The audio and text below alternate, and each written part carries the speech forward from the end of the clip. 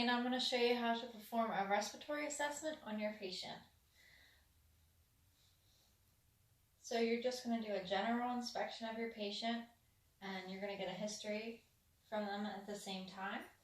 And as you're talking to them, you're going to watch their breathing pattern and watch for symmetrical chest wall movement. The best way to do this is to observe them from the side. That way you can see the chest wall move in an even and symmetrical manner. And the visual inspection is the most important step. This is where you'll detect any abnormal breathing patterns or any abnormalities. So next we'll go to palpation, and this is where you're going to touch your patient. Palpation aims to feel for vibrations, and you'll compare the right and left lung fields. If the patient would have pneumonia, palpation would show increased vibration over that specific lung field. To do this, you'll have a patient say a phrase like 99, and you're going to work from the top to the bottom. So go ahead and say 99 for me. 99, 99, 99, 99. And then you're going to move to percussion. So you'll fill between each intercostal space here. And percussion produces sounds on a spectrum from flat to dull, depending on the density of the underlying tissue. Areas that are well aerated will be resonant to tympanic to percussion. Dullness will indicate a dense tissue, such as zones of infusion or consolidation. So you'll start here and then work your way down.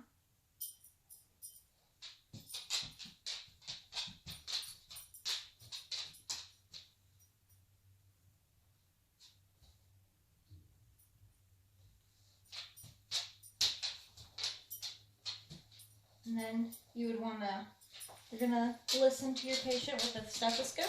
This is how you'll hear what's going on inside the lungs. So you'll have them take a deep breath and exhale. So when I place the stethoscope on you, when I move it, just take a deep breath and exhale.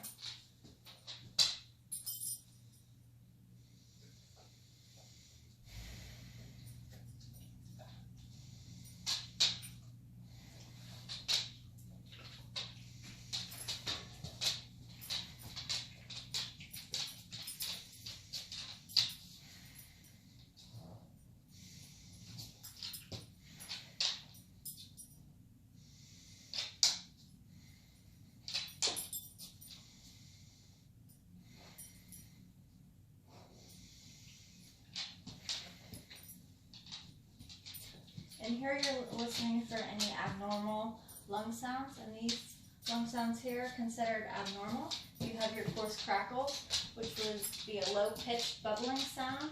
This would indicate fluid overload or pneumonia. Fine crackles is a high-pitched crackling. These do not clear with coughing. This would be an indicator for acute respiratory distress syndrome or edema.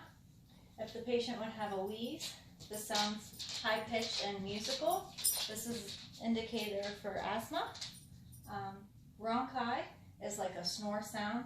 This is like just an obstruction by mucus. This can clear with coughing. Then you can hear a pleural friction rub, which would be a low-pitched or grating sound. This could indicate pleuritis. And stridor is the most important one to assess for. This is high-pitched, whistling, and harsh lung sound. They could be gasping, and this is an emergency. This would indicate an airway obstruction.